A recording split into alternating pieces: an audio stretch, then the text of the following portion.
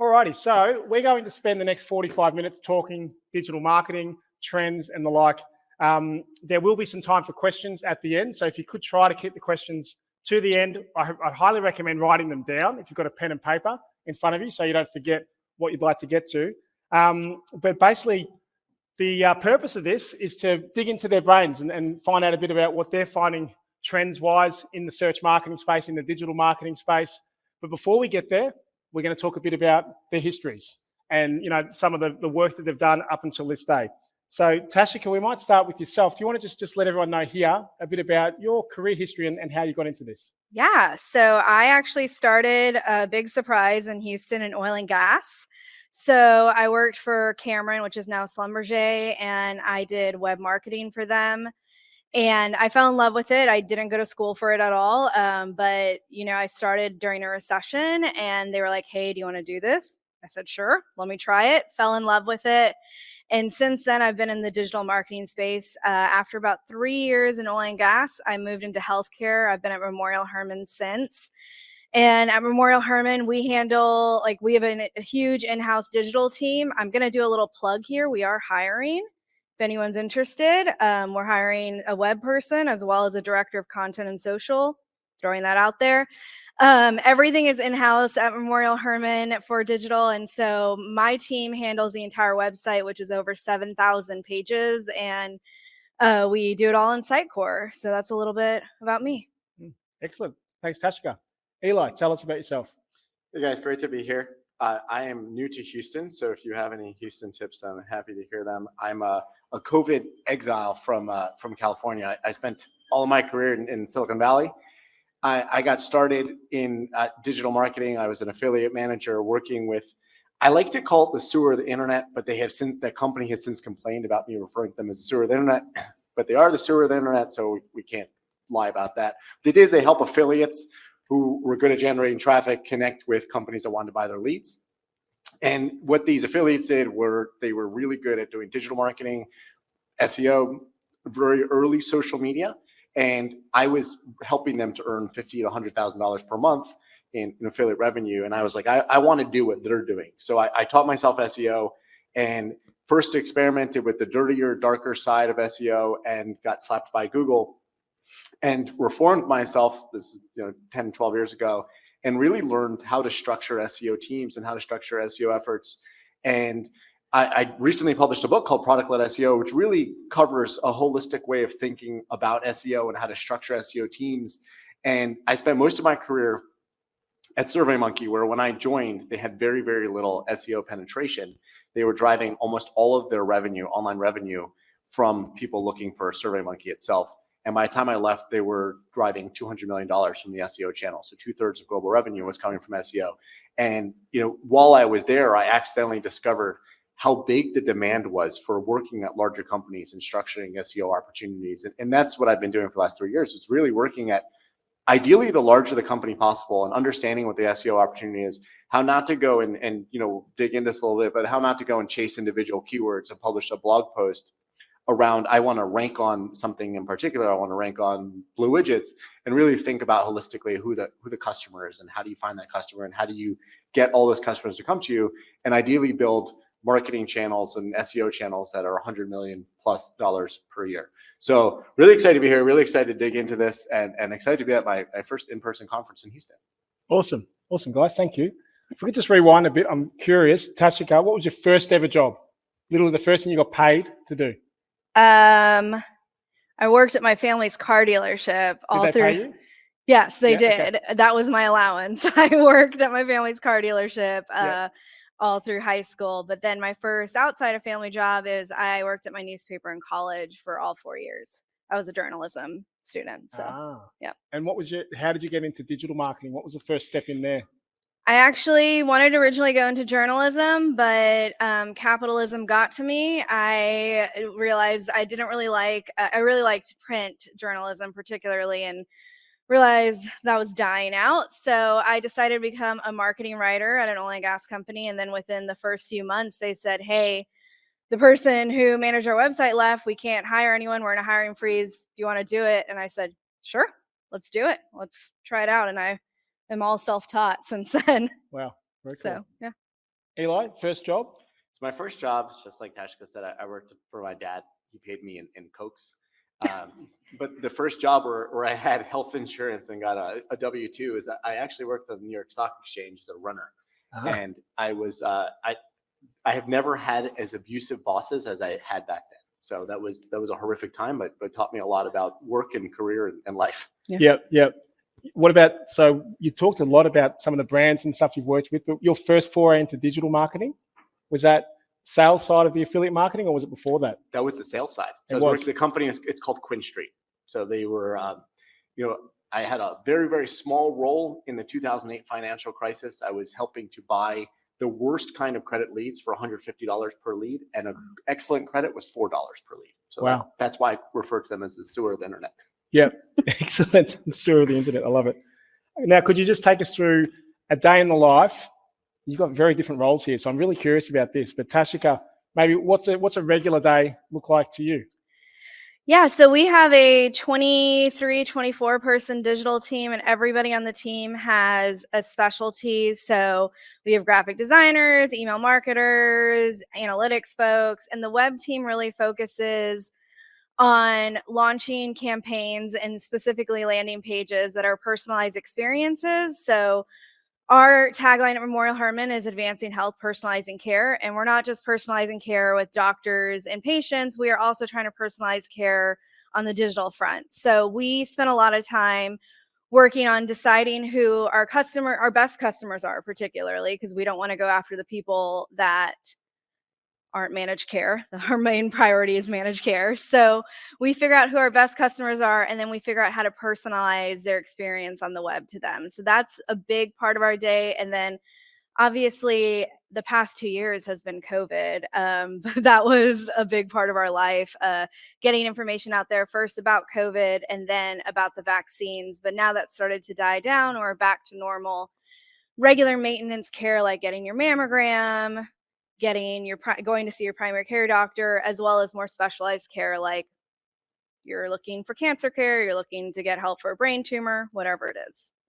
And Memorial Hermann, so that is one of, if not the largest hospital system within Houston? Yes, and we're the largest employer in Houston. Oh, really? Mm-hmm. Okay.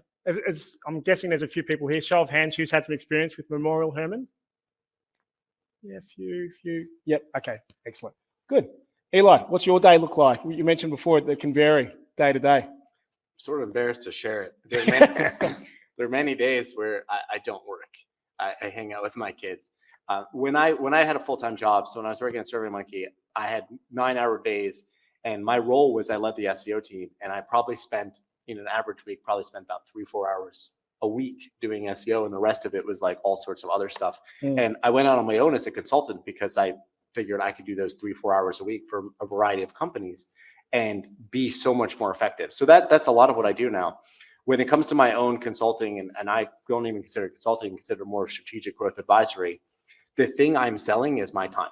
And I'm very strict with like how I dedicate that time to each client, and it's really in meetings. And I push back on having too many meetings.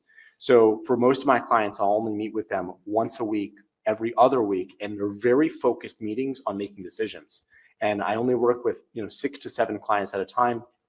Right now, I'm working with 3 public company clients in helping them to build multiple $100 million channels, and we're not meeting that often. And I'm helping them to make decisions. And what surprises me when I work with these larger clients is how little they understand about what they need to be doing. And it's really giving them a piece of advice. Go get that information. Go find out who runs this tech stack. Go find out where our analytics are. And I don't need to sit in a meeting and explain that. I send them to do that, and then they come back to the meeting, and then we tie it all together. So I've gone through this evolution as a consultant where when I first started, I was willing to do anything. And I was willing to show up like, oh, you want to talk? Let's have a meeting. And now I push back as strongly as possible of like, no, we don't need to have a meeting to do this. You need to go and do the work. And I found with clients that it's fascinating to see the dysfunction with each of the clients I work with, where they had one client, they didn't even know who they were supposed to email. Their boss didn't know what they were doing. They didn't know how to present for budget. And they were complaining, I've never gotten any budget for my SEO efforts because they didn't know how to present for it. So it's the little things I work on and being as effective as possible with their time and my time. So the outcome of it, sometimes I'm bored. And but I don't think the solution to that is to go and work harder. It's that I spent a lot of time writing a book, so I'm working on another book. Okay, excellent. That's great. All right, so some of the topics we're going to cover off on, we're going to touch briefly on digital transformation because, from within a big enterprise and then from, consulting and strategically advising into big enterprises, that's pretty key. We'll talk about personalization, especially around some of the stuff you guys are doing in aligning that sort of marketing message to the personal care. Persona-based marketing, and then we'll get into the SEO with VCs and that sort of conversation. And privacy, recession. We'll touch on a few of these things. Feel free to throw these into the questions as well at the end. But let's talk digital transformation for a moment. What do you feel are some of the bigger challenges and some of the workarounds you've had to push through a big idea or a big project, either within Memorial Hermann or within one of the big brands you're working with? Tashika, do you want to kick off? Yeah, I think this is across the board, small companies and big, is executive buy-in. A lot of times, especially in very large companies in oil and gas and in healthcare, marketing isn't seen as something as the top priority. In healthcare, they put a lot of priority in obviously healthcare workers, the frontline workers. That's always a priority to executives, especially to the finance ones. And so it's always important to explain to executives that the projects you're wanting to do, especially the ones that cost a lot. We just did a multi-million-dollar website redesign. The projects are not just going to help Memorial Hermann's brand, it's also going to help our consumers. It's going to help them find the care they need better. It's going to help them think of us not in a way that, oh my God, this is so hard to navigate. I'm sure everyone here has gone to a hospital and immediately found where they need to go right away. I'm sure that's not an issue at all. But that's the kind of thing that, marketing can help with as well, and have that wayfinding and make the experience easier. And so I think it's just selling that we're not just there to make things pretty and a brand. Digital isn't just that. We're not just doing TikToks. We're doing actual consumer, improving the consumer experience. So I think that's a big challenge we've faced, and we have really taken in a lot of time on delivering the right message to our executives of saying, not just, hey, we want to do this new website because our website's outdated and it's awful. You got to put it in terms that it helps them understand, and for the bottom line, because that's what they really care about. So, yep. Is that Eli? Anything to add to that? Yeah, just to echo what Tashika said, it's really, whenever I talk to a new potential client, the thing I ask in all the conversations and as frequently as possible is why. Digital transformation is a buzzword. They say, well, we need to do digital transformation, or for me, we need to do SEO. And I say, why? This morning, I talked to a large HR company focused on mid-market employers, and they are very interested in SEO. They talked about their sales process and said, why do you want to do SEO? You do a great job of going to conferences. You have a great sales team. Those people are not searching for you. So why would you invest in SEO? And exactly like Tashika said, like TikToks, you don't, if your audience is not there, why would you do it? So a lot of my conversations with potential clients end up with them not being my client or not anybody's client for SEO, because I don't think you want to invest in something if it's not a fit for you, just because everyone else is doing it. One thing earlier in my career was mobile. Everyone was, what's your mobile plan? A large B2B manufacturing company does not need a mobile plan. That's not how people are finding what they're finding. So really, anything you're doing, it's buzzwordy, it's catchy, feel like you're left out in the cold if everyone else is doing it. But if there's no reason for you to do it, why invest in it? Yep. Excellent. And just to add on to that, you said something that struck me. Always back things up with analytics. I think that a lot of people put things into what we talked about, social and things like that, but analytics is so important. And we have a full analytics team that can give us actual data that says this is why this is important, and numbers matter. So excellent. Thanks. So at Memorial Hermann, you've got the tagline, advancing health, personalizing care. And what I found really interesting in our chats is just, obviously that's what goes out to market, but then, how are you doing that from a marketing perspective? How are you delivering that sort of personalized care within your messaging? Yeah, I touched on this a little, and I can expand. So something that we have started to do is a lot of personalized landing pages. So for all our campaigns, it's not just a single experience we're building. We are personalizing each web page for the customer. So I'm going to use the mammogram example because it's something we spent a long time on. So mammograms are something that women have to do yearly, but it's not always just over 40. We actually have different targets. So some customers are people who have family history of cancer and breast cancer. And so we start targeting to them when they're in their late 20s, early 30s, and they have a very different message that we send to them versus a mother who's 45 and very busy and just forgetting to go do her annual mammogram. So we actually looked at all the different we looked at customer data, so all our patient data, and said, okay, these are the different buckets they fall into. And then each of those buckets, we created a personalized experience for them. So someone who is 65 is getting a completely different experience than someone who's 45 versus 35. So it's something that we try to do, not just doctors changing how they talk to patients based on who their patient is. It's also from the marketing perspective. And we don't just do it in web, we do it in social, we do it in our paid search ads across the board. Cool. So persona-based marketing, or this sort of real people focus, like with product-led SEO, like is there an alignment here? Like, are we talking about the same thing? Like how do we connect those two? And maybe just explain to people the philosophy of product-led SEO. So product-led SEO is something I sort of stumbled upon, but then as I started working with more companies, I realized there's a specific fit for it. So the better way of understanding what product-led SEO is to think about what it's not. So typical SEO is you're selling insurance. So you go to a keyword tool and you type in the word insurance and it spits back, these are 10 different things you're going to target with the word insurance and car insurance and life insurance. And for most of those terms, it's absolutely impossible for you to be visible on them. The insurance companies, Geico, Progressive, Prudential, they've been around longer than Google. So just because you have some new innovation on insurance, you're not going to unseat them. So that initially is always the target of SEO. Anybody that's hired an SEO agency, they'll spit back, these are the recommendations of content you should create. These are the keywords. Then they'll go measure themselves by those keywords. Again, totally not feasible for most of these cases. They end up driving a little bit of traffic off of longer tail terms, but that wasn't even the focus. Product-led SEO is really thinking about the SEO user as someone that wants to engage with you, that they're searching for something particular, not searching for a keyword, they're searching for you. They're searching for something that you can offer. So you're creating an asset for them. So in Tashika's case, she's created these things around personalized landing pages for people that need mammograms. That is a user and that is the product for it.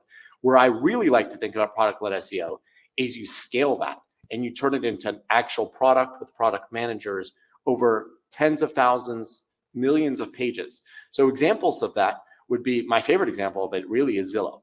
So Zillow doesn't build a page 123 Main Street and hire a content writer and say your keyword is 123 Main Street, make sure you use it 10 times. They conceived of, how do we do this for every single address in the entire United States? How do you build a product? And the primary audience for that product is someone searching on a search engine.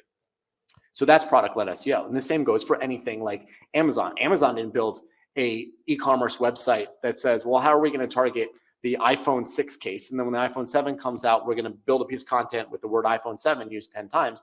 They say, how do we build a product? How do we build an e-commerce stack that is able to have every single page be as visible as possible? And that's where you see e-commerce websites who failed against Amazon because they didn't focus on it as a product. Best Buy as an example. They're like, well, how do we get this specific TV ranking? We're going to go and plug it on the homepage, and we're going to give it this individualized URL, and we're going to make all these pages that if you want it like with longer bezels or like a thicker screen and all this, that was their focus, rather than take 50 steps back. How do you build a really good website and focus this as a product? And then you drive product-led SEO. So that was something I sort of stumbled upon, but then realized that it's what's missing in the SEO industry. And then I wrote a book about it as I started building more upon that. Yep. And was there a particular point in time where you went, hold on, everyone's doing this wrong? Was it an algorithm change, or what was the point where you went, okay, I need to rethink the way I look at this? So it was really an algorithm change. So in 2010, I was working at a company and we got hit by the Panda algorithm. We did all the algorithm tricks, and I had a boss who was absolutely paranoid. Every morning he'd wake up and he'd search things and he'd say, oh, we've lost this ranking. And then 4 minutes later, he'd be like, oh, sorry, forget that. Right. So one morning he was late to the office. He was at a funeral And he texted me, he's like, and we were visible on every single car. It's an automotive website, visible on every single car that existed. And he texted me, he's like, I'm looking at a Honda Accord and we're not number 6 anymore. And then he texted again, Toyota Prius, it's, we're not number 3. And I'm just like, Matt's being Matt. And then I was like, I get more texts. I'm like, let me just check. let me see if I'm seeing the same thing. And we didn't have anything. It was all gone. So I'm like, all right, my software must be broken. So I checked again and it was all gone. So we lost 80% of our traffic that morning. We're a venture funded startup. And that was really, how I started thinking about SEO differently. We did all the tricks, and we did some of the right tricks. We were syndicating our content to the New York Times, and we were syndicating our content to Yahoo Autos. They didn't lose their rankings, by the way. And so that's when I started thinking about we were hacking at trying to do something when we spent millions of dollars to send like journalists to go to the auto reveal of the Honda Accord. Like, we had good content, but we tried to trick Google into having that good content show up. Instead of doing that, we should have thought of what's the user want to see? How do we build that? So that was really the start of all that.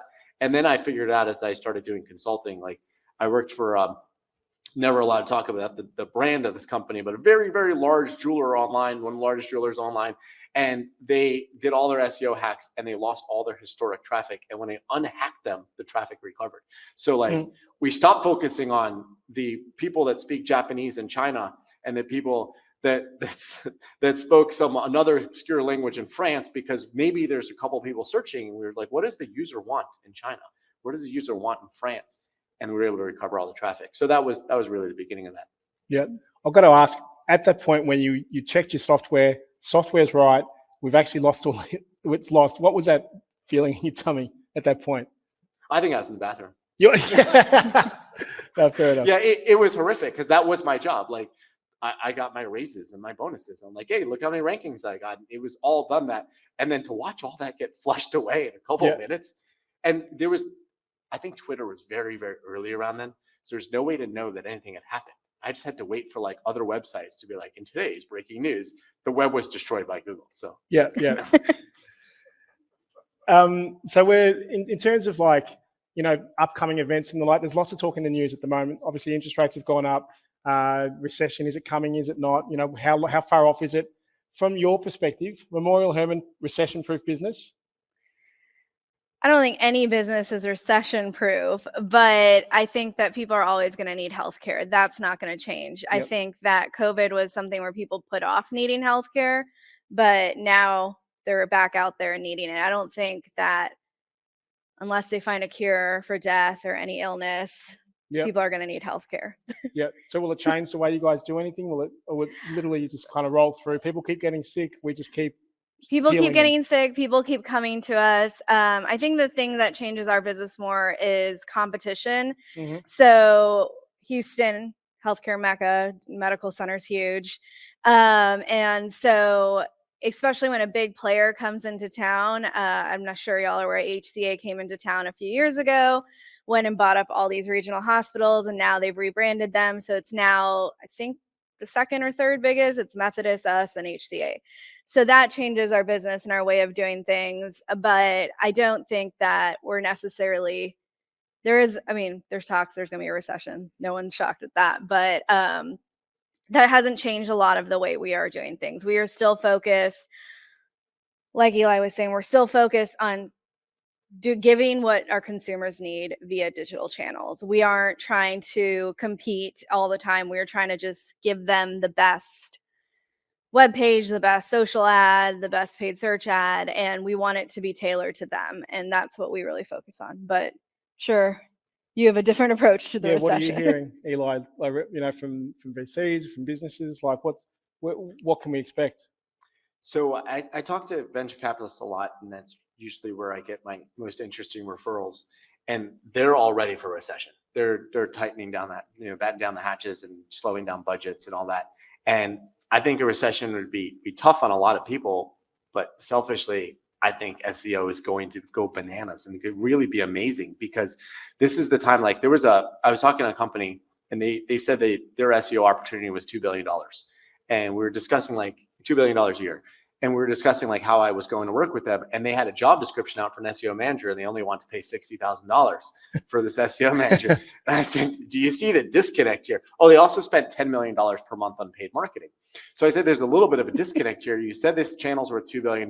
You're looking for the cheapest person you can get who also went to Harvard, and they want your stock, but you're willing to spend $4 million. You can't explain why you spend $4 million. And they advertise during large sports games. So all this stuff. So I think when recession comes, all of a sudden these companies are going to say, no, $4 million in paid marketing, that makes no sense. They're not going to spend a significant amount more on SEO, but they'll be more open to it because it's sort of free and it's cheaper than that $4 million to spend on paid marketing. So I'm hearing a lot of that already. From my experience, I had just gone out on my own at the beginning of the pandemic. I quit my job in 2019 to start consulting. I gave myself a little buffer. I'm going to go back to work if in a year I can't find anything. And then the pandemic hit. So I've got more leads at the beginning of the pandemic than ever. All of these companies, I had friends, I moved from Silicon Valley, friends are working at Facebook, friends are working at Google, and they were given the speeches by their bosses about hard times are coming. Winter is coming. No one's going to be advertising online. Facebook, they shut off all their budgets. They weren't doing any hiring because they thought that advertising would freeze. And all the marketing teams that still existed and had their jobs, they need to shift their efforts into SEO. And that's what I saw. So that may happen again. Hopefully it happens again if there's a recession. Everyone's fine, but I'm looking forward to that, at least that growing. Yeah, for sure. One thing I guess that SEO's got, there's been lots of talk around this cookieless world, we're moving towards, and iOS and all of the challenges that Warren mentioned earlier.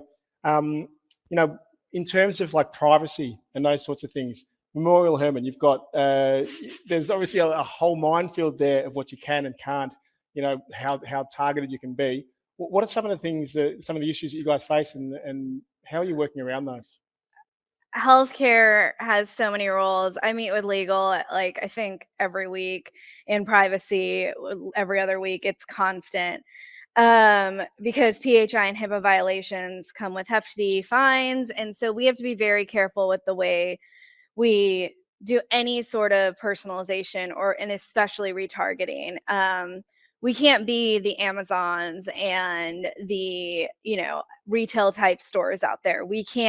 You can't come to our website and be looking specifically at pediatric care and then get served an ad later that's like, oh, your child might have spina bifida or whatever it is. No, we can't do that because that's definitely a lot of violations. So we have to get creative in the way we do things. And so the way we get around it is persona based. We can bucket people when they visit our website into a persona, and it's a group. So it's not targeting individuals and retargeting individuals. It's groups of people. And so that's how we get around doing that. And every single campaign we do and every retargeting we do, we have to run by through our best friends in legal and privacy because we don't want to be in any trouble and we don't want millions of dollars in fines. So healthcare definitely is much harder than a lot of other industries, but I think it produces some of the most creative digital marketers out there. So once again, pitching. Anyone want to come work for us? For sure. And I definitely feel like we're coming into an era where the more curious, the more creative, the more innovative thinkers in marketing are really going to start to separate, because you don't have all this extra data, you don't have all these extra pinpoints, and you need to figure out, okay, well, how do I make my first party data and these different personas and these different channels, how do I bring them together in a way which actually helps me separate from everyone else out there who's just been so lived and died by all of that third party data. And people are getting smarter. Before, people didn't know the difference between a paid ad versus a regular ad when they went to Google, and now people know. They're getting smarter, and it's because the younger generation is coming up and they're smart about all this. And some people love it. Personally, I'm like, I love my TikTok algorithm. I love that it's so personalized to me and I don't care about it. But it's people are getting smarter, so we have to get smarter too. It's funny that I always think about that. I've got an iPhone, and it gives you the option to opt in or opt out. I opt in because I'm just curious, and I'm in this industry, and I wonder, the marketers, who opts in, who opts out? Because we've got a room full of marketers. Do you opt in? Hands up if you opt in. You do? Oh, you nerds. You love it. Okay. I use ad block because I don't like the ads slowing down my computer, but otherwise Yeah. I love seeing ads. Yeah. Like I want to know people are advertising. Totally, Yeah. totally. I love to see it and go, did I go there? How did they pick that? Like, yeah, I should buy that. We've spoken a bit when we were preparing for today, Eli, we talked a bit about, marketing like a salesperson. And, when you're talking to specific prospects, not wasting time, resources, ad spend, those sorts of things. Like, how important do you think that is to have that mindset when you're a marketer? It's so important, and I think it's missing in the way a lot of people do marketing, and I blame management. I blame the VPs of marketing who don't make their teams think for themselves and ask the question of why. Why am I targeting this? Why is that? Sorry, are the VPs of marketing that are pissed off at me? Apologize. But let your team ask why. Like, why should I pick that keyword? Like, I love that when I'm on calls with CEOs and they're like, we want to hire you because this is what our competitors ranking on. Do you think that's something you can do? And depending on how much coffee I drank or how little I slept, I might just say, that's actually really stupid, and just be direct about it. But like, really, I think that's the way marketers need to think, because you're eventually getting paid on how you close that deal. You're not getting paid on, when it comes to SEO, people are like, oh, this is my ranking. I'm ranking number one for this. Doesn't really matter if no one clicks. It certainly doesn't matter if no one buys. When it comes to paid marketing, no one says, well, I spent $2 million and I'm number one on Google. Like, that's not a metric. So thinking like how you spend your money and how that translates into an eventual goal of the business. And sometimes the goal of the business is just having awareness, and that's fine as long as there's a goal of everything you're doing and not just to have a task and a tactic. Yep.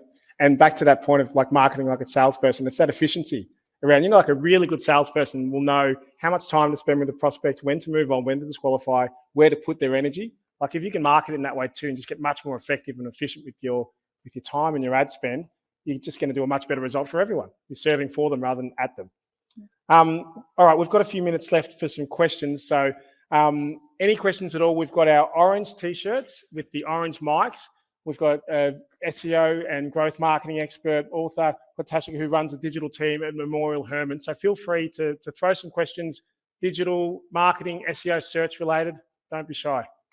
And while you're thinking about the question I want to ask, I just want to weigh in on one thing on the privacy piece. Yeah.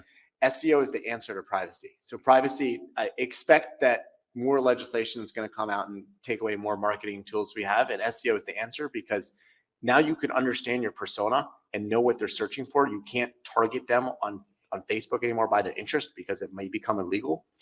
But they're still searching and they're still looking for something. And an example I just saw the other day is I'm working with a company where they resell designer clothes, like legit Louis Vuitton stuff and like real stuff that they're allowed to have and is made by Louis Vuitton.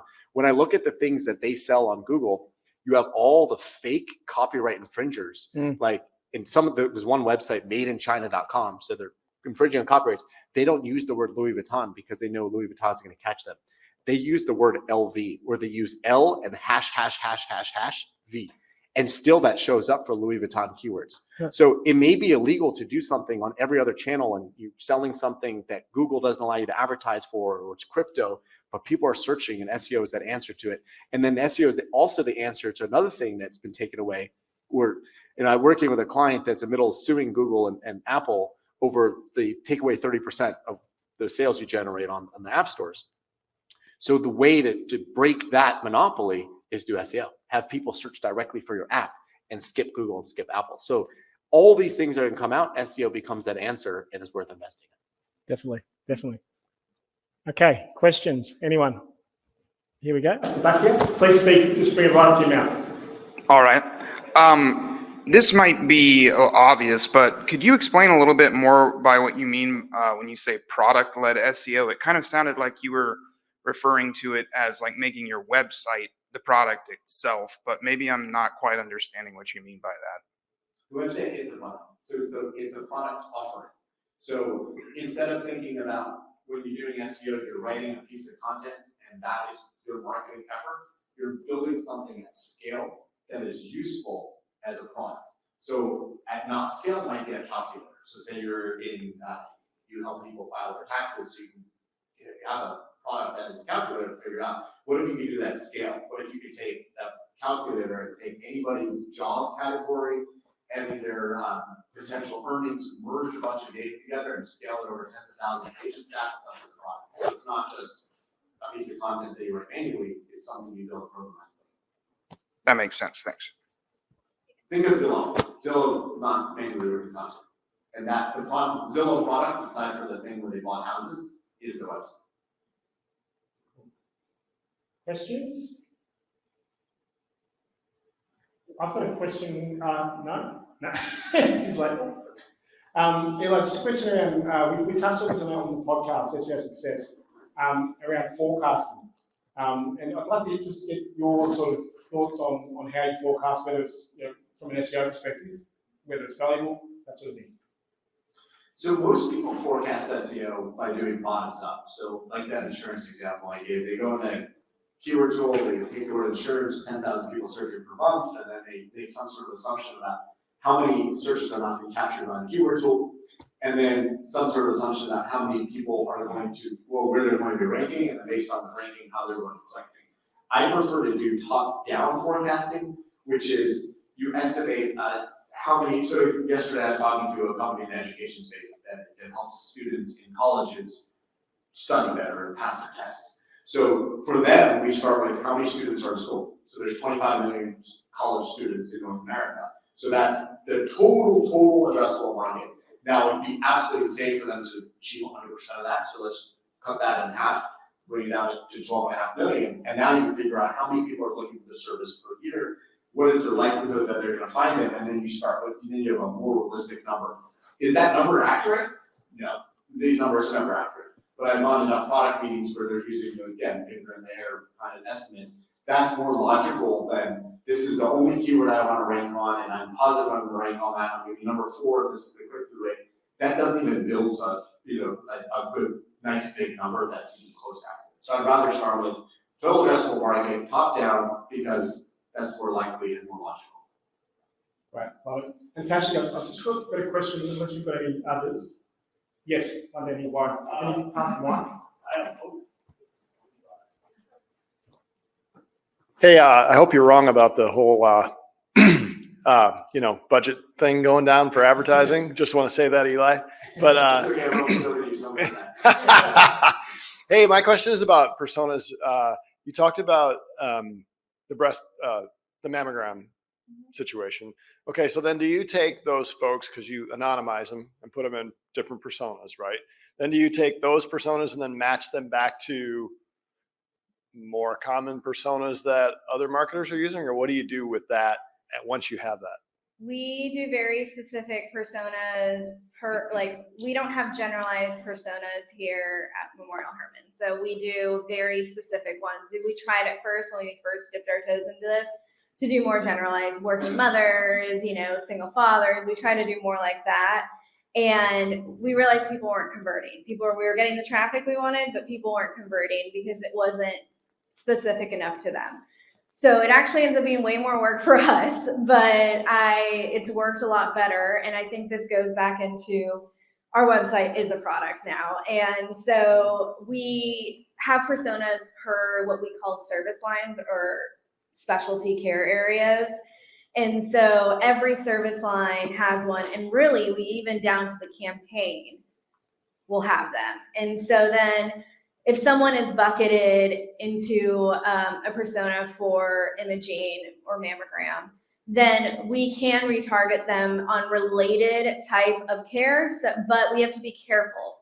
So I can give a different example. We have personas for our weight loss surgery and very different ones. And so you have to be careful on how you retarget, because healthcare is a space where you can offend people very easily. So we try to only reuse them within that campaign and within that area, because I don't want to then assume that someone who needs weight loss surgery is going to need another type of care. We can think maybe joint care, but we can't be 100% positive. And so we have to be very careful with that, just because people can get offended and then people will complain and then people will start telling all their friends, and word of mouth is still important. And I say that as a digital marketer. So unfortunately, yeah, we don't reuse them outside of that campaign. Yeah. Excellent. Great question. One more question here, and then we'll have to wrap up. Thank you. Yeah, I actually wanted to expound on that question. How do you guys focus on reporting those measurements based off of those caveats of personas? Because it sounds really like you're almost like combining UX and CX a little bit for that. So how do y'all like strategize that data and say, okay, that persona worked or that targeting worked, and then go from there? Yeah, so we use Sitecore as our website CMS, and they have a really great personalization aspect of it. It's one of the reasons we chose it and switched to it back in 2020. And so we actually create all the personas within our CMS, and then it actually for us tracks the traffic, and we add obviously UTMs and everything to all our ads so that we can get that. And it's really beneficial. So I can go into Sitecore and into our CMS and see, okay, this persona, and we give them names too, like to make it just, easier to track. Instead of trying to describe them, we have like Janet and Jane and like different names for them. So I can go in and see like Janet performed way higher in conversion rates, but Jane had more traffic. So then we actually go and see, okay, why didn't the Jane persona convert? And we have a path analyzer, and we can see where they dropped off and everything like that. So we do that a lot. And actually our new starter weight loss surgery service line, we realized that one of our personas wasn't working at all, which is shocking. But one of our personas didn't work at all last year in 2021. So then this year in 2022, when we ran our campaign January through March, we just cut it completely. And it actually, the other personas increased in traffic and conversion for us. So, and we don't just look at traffic. Like for us, SEO as a product for us isn't just looking at, using your tagline, isn't just looking at, okay, our numbers have increased or decreased. For us, the biggest thing are conversions and leads, and being able to see if those are, because we're always going to have times of years where people are going to visit our website more. People in December are trying to get into to their doctor before their insurance resets and their deductible resets in the new year. So we have a cyclical kind of thing in healthcare, and each service line is different. So to us, conversions is the most important thing.